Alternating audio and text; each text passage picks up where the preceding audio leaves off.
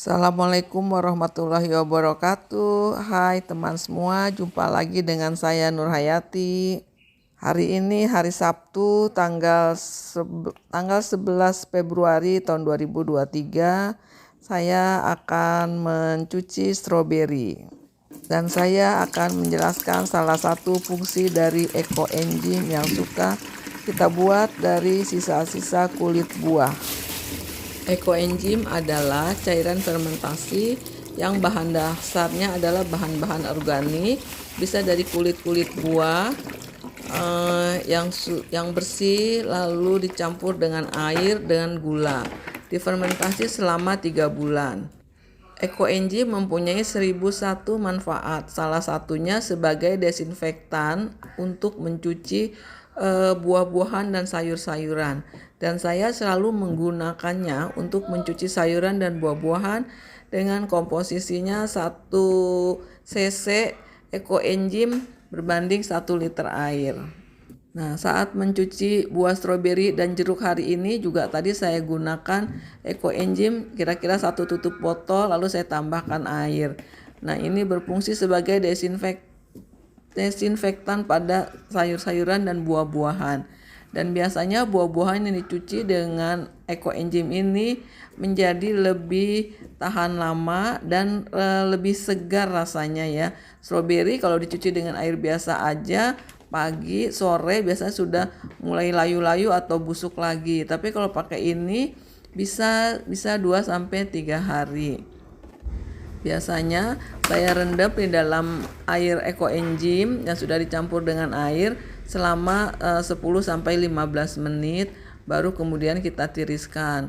Nah, ini sisa-sisa stroberi sortiran ya, ada yang rusak jadi nanti buat ikan aja. Nah, sesudah direndam selama 10-15 menit, biasanya saya cuci seperti digosok-gosok dikit, baru nanti ditiriskan. Nah, ini jeruk, kulit jeruknya dulu ya saya ambil. Kenapa ada kulit jeruk juga dicuci? Karena kemarin di mobil lapar, nggak ada makanan, adanya jeruk ini, ya udah saya makan, jadi belum dicuci. Nah, nanti kan akan dipakai nih kulit buah ini untuk buat ekoenzim, makanya saya cuci dulu. Biasanya saya nabung nih kulit buahnya ini, sudah dicuci, ditaruh dulu di kulkas kalau kita nggak langsung bikin. Nah, jadi nanti bersih ya. Jadi ada orang yang bertanya, kan sampah kenapa dipakai buat macam-macam? Emang sampah, tapi kita perlakukan dia dengan baik, dengan bersih, sehingga bisa jadi bermanfaat lagi untuk diri kita sendiri dan keluarga. Di samping itu kita juga bisa membantu mengurangi sampah ya. Selama ini sampah-sampah yang dibuang ke tempat pembuangan sampah dicampur sampah organik, sampah anorganik ya, kulit buah, sisa-sisa sayuran dengan bahan-bahan plastik dan sebagainya, dan itu akan menimbulkan gas ya di tempat pembuangan sampah, dan yang pernah terjadi adalah terjadi ledakan. Karena itu saya di rumah sudah membiasakan memilah sampah organik, sampah anorganik, sampah daur ulang, dan sampah yang memang benar-benar kita tidak bisa pakai. Biasanya sampah-sampah organik seperti kulit buah yang bisa saya pakai buat ekoenzim saya simpan. Kemudian yang tidak bisa dipakai saya buat kompos. Kalau lagi sedang bikin kompos, saya masukkan ke keranjang kompos. Kalau enggak, saya buang aja ke tanah ya, ke kebun yang memang ada sisa tanah gitu ya. Kemudian atau di dalam wadah pot besar atau apa gitu saya kumpulkan. Kalau sampah-sampah yang masih bisa didaur ulang saya pisahkan juga. Misalnya ada kardus, ada botol-botol mineral, itu biasanya saya pisahkan sehingga nanti kalau pemulung itu ngambil sampah-sampah kita, jadi mereka juga bersih, nggak perlu milihin lagi satu-satu, kasihan ya. Saya rasa sih saya bisa membantu orang walaupun dengan cara yang sangat sederhana. Kemudian ini ada air sisa stroberinya, nanti saya pakai buat siram tanaman. Biasanya air cuci buah, cuci beras, cuci sayuran itu saya tampung untuk siram-siram tanaman. Nah, ini tadi sisa stroberi yang udah busuk ya, agak lecet-lecet gitu, saya potong-potong, saya kasih ikan. Biasanya ikan ikut makan apa yang kita makan. Kalau kita makan buah, dia makan potongan-potongan buah yang rusak. Kalau kita makan sayur, ya dia makan sayuran-sayuran yang bisa, misalnya kangkung, bayam, kan ada tuh yang daun-daunnya kurang bagus. Nah, saya kasih juga ke ikan ini. Ditaruh di sampah organik. Ini sudah habis buah-buahnya tadi. Lanjut kita ke ini limbah airnya tadi ya. Nah, ini airnya, air bekas cuci stroberi. Biasanya saya bawa ke sini nih dekat pohonan.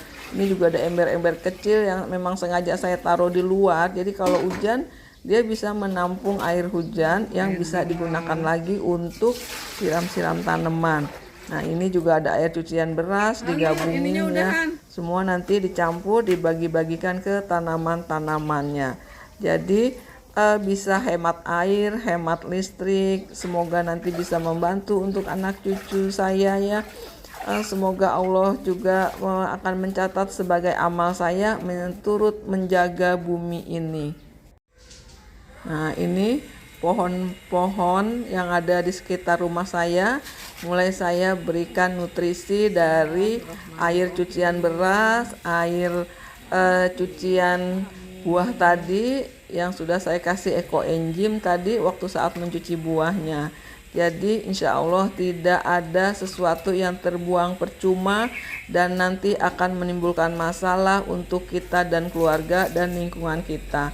Kalau sampah-sampah kita perbanyak dijadikan satu saja, nanti menjadikan masalah di tempat pembuangan sampah, kepenuhan, dan akhirnya jadi banjir. Atau ada juga saya lihat mungkin sebagian orang ada yang membuang sampah itu dilempar ke kali, kemudian tuh pas ada tampungan, Masya Allah ya, saya pernah lihat yang tumpuk sampah-sampah ya. Insya Allah sampah rumah tangga kalau kita pilah mungkin hanya 10% yang harus dibuang ke TPA. Jadi hanya plastik-plastik yang benar-benar kita tidak bisa daur ulang. Nah, ini selamat menikmati nutrisi dari vitamin stroberi dan air beras. Kemudian kita lanjut membagikan nutrisinya ke kelompok si kuping gajah. Mudah-mudahan tanaman-tanaman yang saya pelihara dengan hati, kemudian apa yang saya makan dia pun turut makan. Mudah-mudahan tanaman-tanaman ini menjadi penghibur dan penghias mata kami dan keluarga. Dan insya Allah membawa manfaat untuk keluarga kami, untuk lingkungan juga ya. Semoga semuanya sehat-sehat, tanamannya sehat, orangnya sehat, keluarganya sehat, insya Allah semuanya. Dan orang yang berkunjung ke rumah saya insya Allah juga diberikan kesehatan dan keberkahan untuk kita semua. Amin, amin, amin ya robbal alamin. Belum selesai nyiram-nyiramnya karena masih ada air limbah yang bisa dimanfaatkan. Tuh masih ada air berasnya lagi, dicampur lagi dengan air hujan tadi ya, disiramkan lagi ke pohon-pohon yang lain, diratakan walaupun sedikit-sedikit, semua bisa merasakan. Alhamdulillah tanaman-tanaman saya tidak menggunakan pupuk-pupuk yang saya beli di toko-toko, semua hanya menggunakan sisa-sisa limbah. Dan ini juga pohon stroberinya ya, alhamdulillah kebagian juga stroberi ini alhamdulillah juga udah berbuah, dan saya manfaatkan daun-daunnya ini untuk membuat minuman segar. Kadang-kadang saya petik aja daun stroberi, daun pegagan, daun alpukat dan lain-lain, campur serai, jahe, diseduh lalu diminum. Nah, ini stroberinya juga ada yang berbuah. Buahnya tidak banyak dan buahnya kecil-kecil ya, belum punya bibit yang buahnya besar. Jadi dicoba dulu ditanam yang ada ini. Saya coba kembang biakan, semoga kalau nanti berhasil dan tumbuh baru saya akan coba dengan tanaman stroberi yang jenis lainnya. Terima kasih ya Allah telah Engkau berikan kesempatan saya untuk bisa merawat stroberi ini. Semoga stroberinya sehat-sehat. Lalu Lalu kita lanjutkan menyiram di sisi ini ya, kelompok zodia. Ini ada di depan jendela kamar, ada saya taruhin pohon-pohon zodia.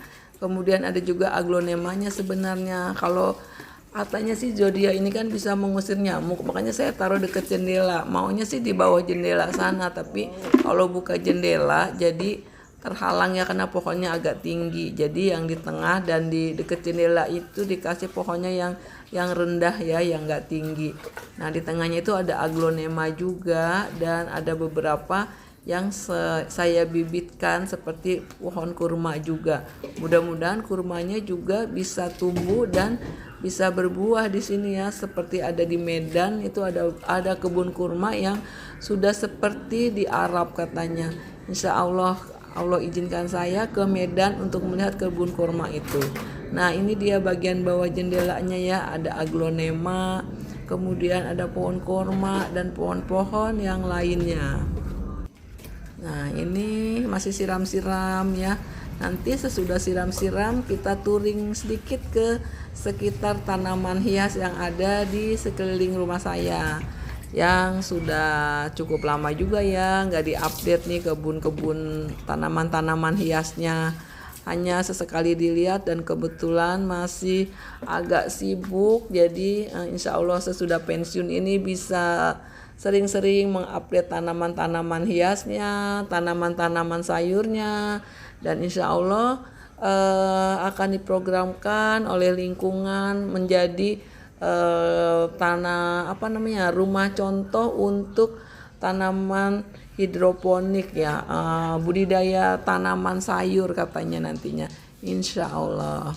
Nah, ini tanaman-tanaman yang ada di dekat jendela dan pohon zodia tadi ya. Ada aglonema yang tadinya ini sebenarnya semuanya bagus daunnya waktu baru beli ya dan baru dapat, kemudian sempat diserang kayak layu-layu gitu daun-daunnya, tapi sekarang alhamdulillah mulai tumbuh subur lagi. Nah, ini sebelahnya ada pohon stroberi. Setelah pohon stroberi ada pohon kuping gajah yang tadi udah disiram ya. Nah, terus ini ada kelompok aglonema lagi. Nah, aglonema apa ya? Ini juga dikasih dari adik ipar. Lanjut ya. Terus jadi tanaman-tanaman hiasnya nggak ada yang istimewa, semua tanaman-tanaman hias biasa yang memang juga jarang yang beli ya. Biasanya saya itu dikasih temen atau dikasih saudara atau saya yang minta. Nah, ini pohon alokasia, kelompoknya ada di depan, tadi juga udah disiram. Ini juga alokasia juga ada di pojok. Insya Allah nanti kalau sudah paripurna murni akan mengatur tanaman-tanaman hias ini dikelompok-kelompokkan jadi satu supaya lebih indah dan lebih bagus lagi. Ini ada pohon temu kunci, pohon kalatea, ada pohon keladi, batang merah, nah miana. Nah, ini ada pohon stroberi lagi di sini nih, masih mencar-mencar letaknya ya. Terus itu di bawah stroberi sebenarnya ada pohon kale juga. Nah, ini kelompok miana ya. Kelompok miana itu subur ya, kalau musim hujan bagus tuh hujan. Nah, ini pohon temu kunci yang saya letakkan memang dekat pintu dapur supaya kalau kita perlu masak jadi gampang ngambilnya. Nah, ini ada pohon pohon markisa. Nah, baru di para-para nih, semoga dia cepat berbuah. Lalu itu ada pohon keladi hitam, zodia juga. Nah, ini zodia yang dan ini ternyata suami saya tadi beli lupis ketan sama candil hitam. Aduh, jadi menggoda buat sarapan pagi nih, padahal saya tidak pernah sarapan dan tidak makan karbo, tapi karena ada kadang-kadang tergoda nih kalau ada yang makanan favorit kayak gini nih. Nih ibu saya dan suami saya sedang menikmati. Dan terakhir saya mau buang sisa sampah stroberinya. Terima kasih sudah menonton. Semoga bermanfaat. Jadi tidak ada limbah atau sampah yang terbuang percuma kecuali yang benar-benar bisa dibuang. Terima kasih sudah menonton. Assalamualaikum warahmatullahi wabarakatuh.